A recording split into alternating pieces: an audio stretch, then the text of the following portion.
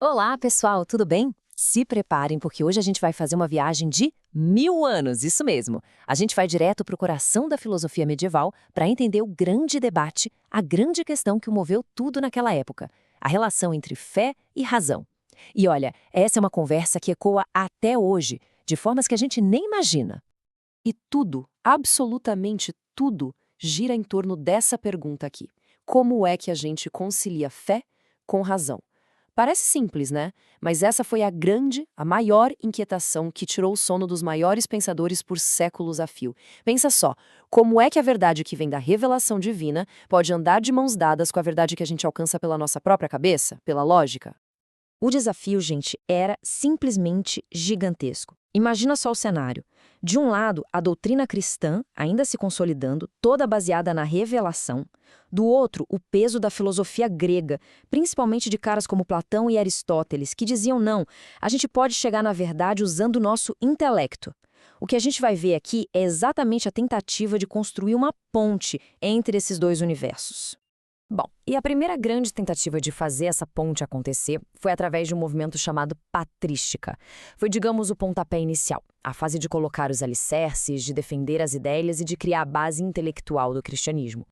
O nome patrística é bem direto, vem de pais da igreja, que foram os primeiros grandes pensadores cristãos.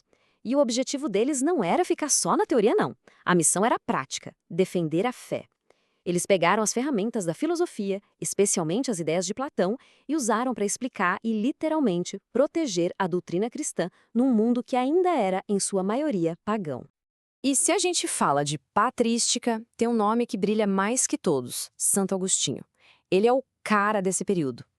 Para ele, fé e razão não são opostas. Pensa assim, a fé vem primeiro. Ela é como uma lanterna que ilumina o caminho para a razão poder enxergar. É a famosa teoria da iluminação dele. A verdade mesmo, aquela com V maiúsculo, vem de uma luz divina. E onde a gente encontra essa verdade? Não lá fora, mas aqui dentro, no mergulho da nossa própria alma. Essa frase aqui, crer para compreender, é tipo o resumo da ópera do pensamento dele. E, atenção, isso não é sobre ter uma fé cega, de jeito nenhum.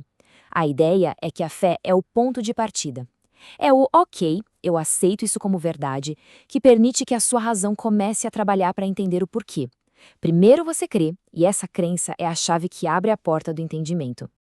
Olha só que legal essa tabela. Ela resume de forma bem visual a virada de chave que aconteceu no pensamento medieval. A gente sai de um contexto de defesa do cristianismo e vai para um de consolidação nas universidades. E a mudança mais radical. A base filosófica sai de Platão e vai para Aristóteles. E isso, como a gente vai ver, muda completamente o jogo. E essa mudança toda nos leva direto para a segunda grande fase do nosso papo. Vamos avançar um pouco no tempo para conhecer a escolástica. O problema é o mesmo, fé e razão, mas agora o cenário e as ferramentas são completamente diferentes. Como o próprio nome já entrega, escolástica vem de escola. É que o jogo mudou. A fé já estava mais estabelecida, então o desafio agora não era mais defender, e sim organizar.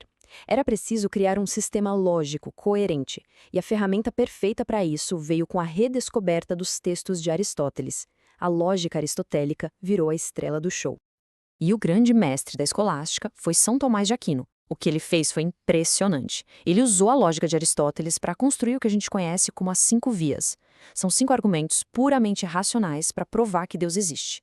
A sacada dele é genial. Ele olha para o mundo ao nosso redor, para as coisas que se movem, para as causas e efeitos, para a ordem do universo. E, usando a lógica, degrau por degrau, ele mostra que tudo isso aponta para uma causa primeira. E essa causa, bom, é o que todo mundo chama de Deus. Essa frase dele é a síntese perfeita do seu pensamento. A graça não destrói a natureza, mas a aperfeiçoa. O que ele quer dizer com isso? Simples. A fé, que é a graça, e a razão, que é a natureza humana, não são inimigas. Pelo contrário, a fé não vem para anular a nossa capacidade de pensar. Ela vem para dar um upgrade, para aperfeiçoar. As duas são parceiras na busca pela verdade. Mas claro, a história não foi feita só por Agostinho e Tomás de Aquino, né? Seria fácil demais.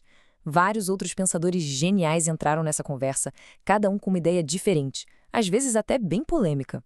Vamos dar uma olhada rápida em alguns desses outros craques do pensamento medieval.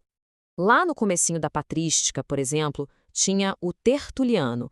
E ele era, bem, radical.